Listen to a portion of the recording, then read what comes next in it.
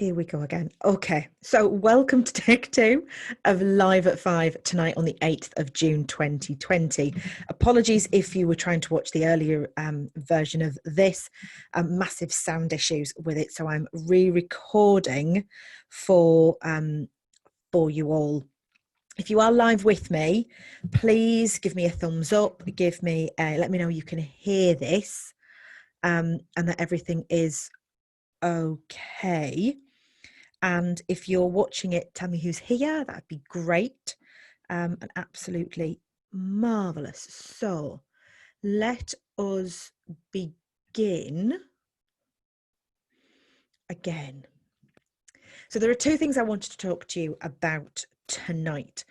The first thing is as a result of one of the group's members asking around Keeping Children Safe in Education 2020 and what's happening with that. And the second thing is in relation to admins of community groups. So let's dive in with Keeping Children Safe in Education 2020. First thing is, Keeping Children Safe in Education 2019 is still current, is still the piece of guidance you need to be following. Doesn't matter where your pupils are, whether they're at home or in school, you need to be following Keeping Children Safe in Education 2019. Even if you're not directly within the education sector, Safeguarding Leads, I urge you to work to that document because it's a really good piece of guidance, a really well-written piece of guidance around what you should be doing. In terms of 2020, the consultation was open for what looks like some rather significant updates to that guidance. That was halted as a result of COVID-19. Now, at the moment, it is simply halted. There is no date for resumption, for reopening the consultation, or for the publication of any new guidance. Let's be really clear here. This is government guidance. We have already seen that they have brought in updates, and that only a couple of weeks ago at the end of half term, were there a flurry of new documents and new guidance brought in very, very quickly. So my suggestion for you, Safeguarding Leads, is you read this guidance, you look at what it's asking you to do, and you think about how you can do that and how you're going to implement it. My concern is that we are going to get to the end of August and suddenly things will happen apace. So there is a real possibility here that this guidance will either reopen for consultation or they will just implement the guidance as is. So be aware of that. So make yourself aware of what's in there and think about how you're going to do this. One of the big potential changes within it is a requirement for supervision for Safeguarding Leads. If you're already thinking about this and you're already wondering what to do and how to access supervision, get in touch. I offer supervision for Safeguarding Leads. I have spaces available for the new academic year. If you want to reserve your place, we can start early July if you really want to. But get in touch. We can reserve your spot, your supervision spot, for the start of the new academic year.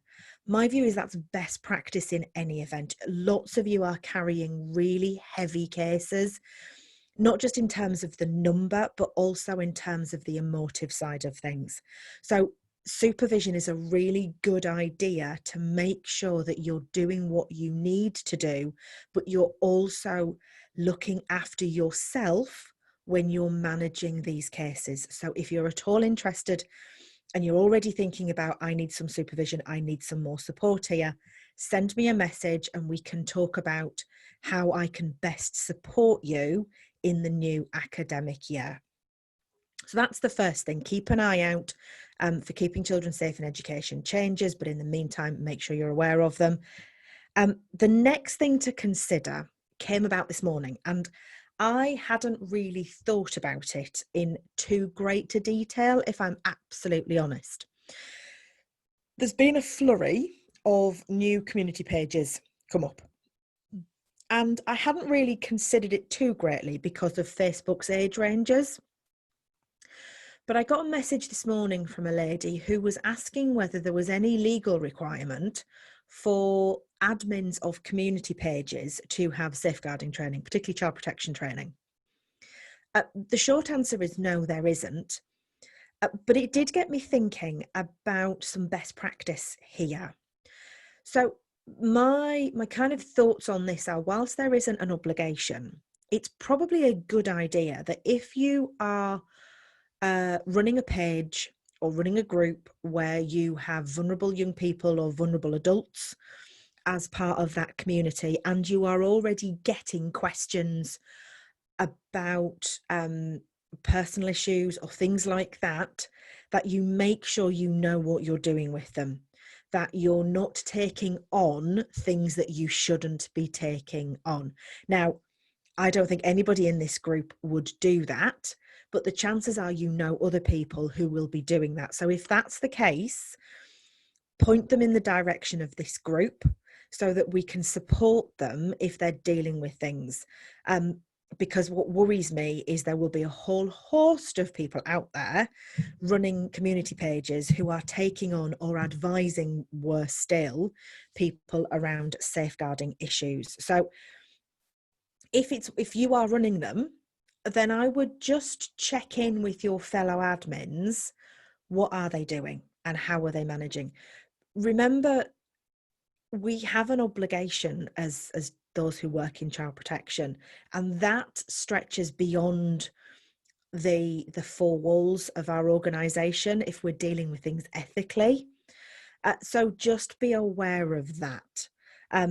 If you've got any questions or something's come up for you about this, leave them in the comments below.